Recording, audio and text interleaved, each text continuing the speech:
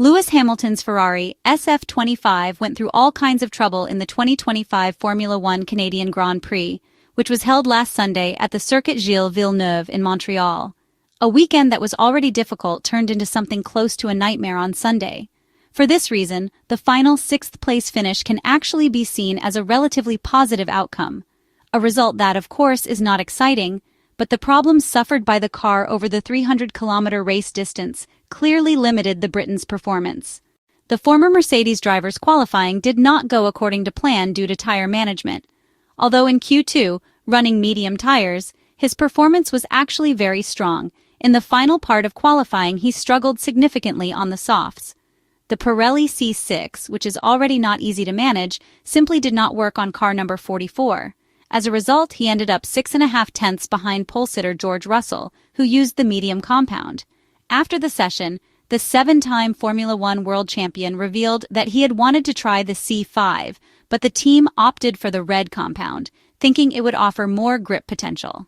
And that was likely true, except that without managing to bring the surface temperature of the tire up to the correct level, the grip ended up being completely insufficient. This led to a 5th place on the grid, which was, objectively, disappointing.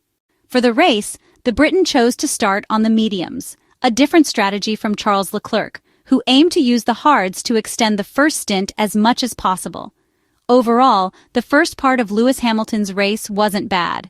That was the radio assessment from his race engineer Riccardo Adami, even though from lap 13, the Briton's car was unfortunately damaged in the floor area.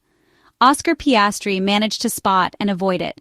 The same, unfortunately, did not happen for the 7-time F1 world champion who, misled by the shadow cast by the bridge, simply did not see it. We are talking about the Groundhog that Lewis Hamilton hit on lap 13. The British driver had no idea at the time, only finding out what had happened after the race. He was deeply upset, being an animal lover. The fact remains that the SF25 car sustained significant damage. We know how critical the floor is for ground effect cars, and this kind of issue can greatly hinder the generation of vertical downforce.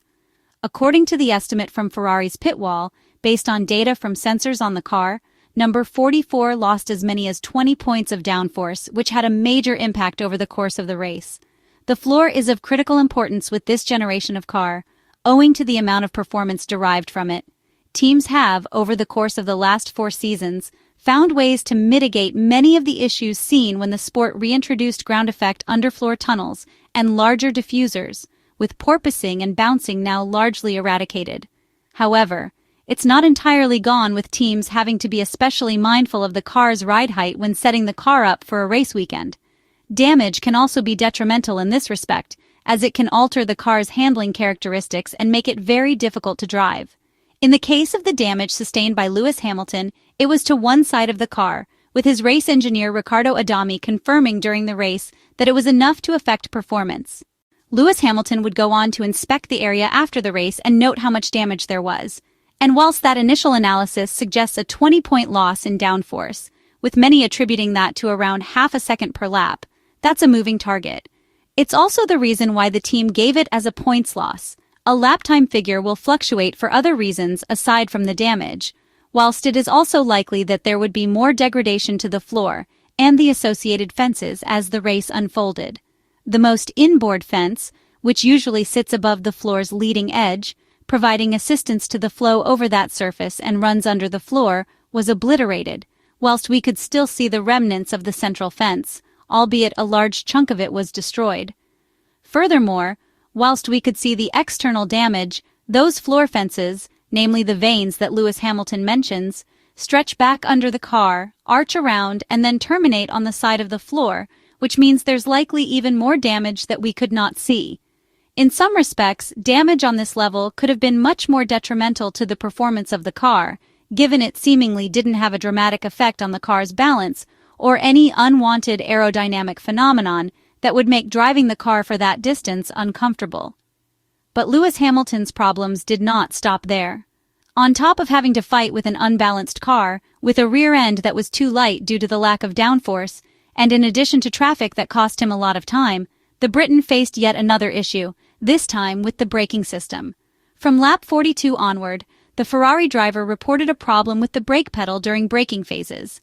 Lacking proper brake sensitivity is a serious limitation for a Formula One car. When the issue arose, the Briton grew concerned, asking whether this additional brake problem would allow him to finish the race.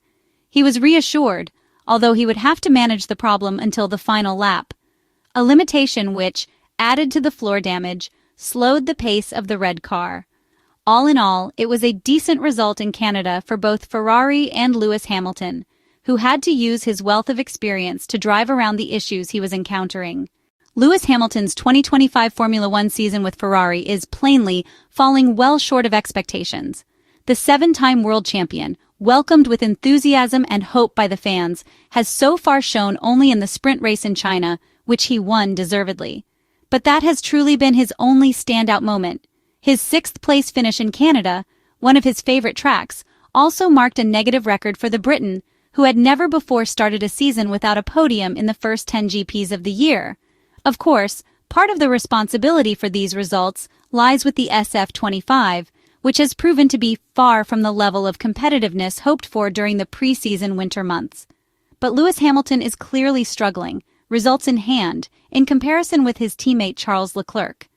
It is certainly not easy for a new driver to match the level of someone who has been with the team longer, but Hamilton's performance in 2025 is on par with what he showed at Mercedes against George Russell, back when he was the veteran of the team.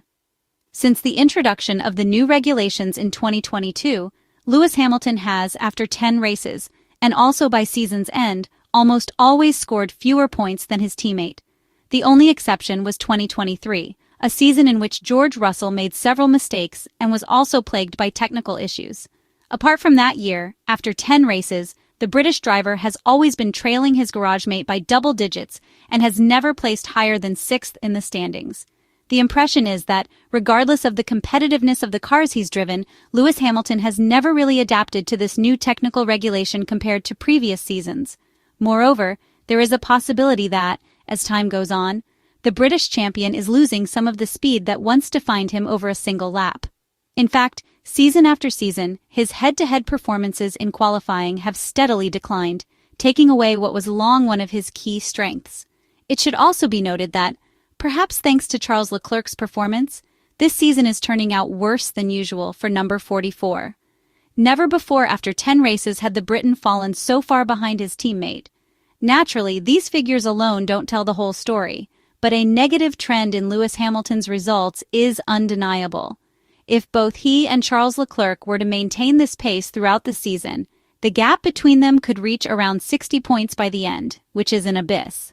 Perhaps Lewis Hamilton's intention to take charge of the Maranello team and reshape its internal dynamics ahead of the 2026 Formula One Championship and the arrival of the new technical regulations can also be interpreted in this light. That change will likely represent the final turning point in the legendary Briton's career to make a last push for an 8th World Championship.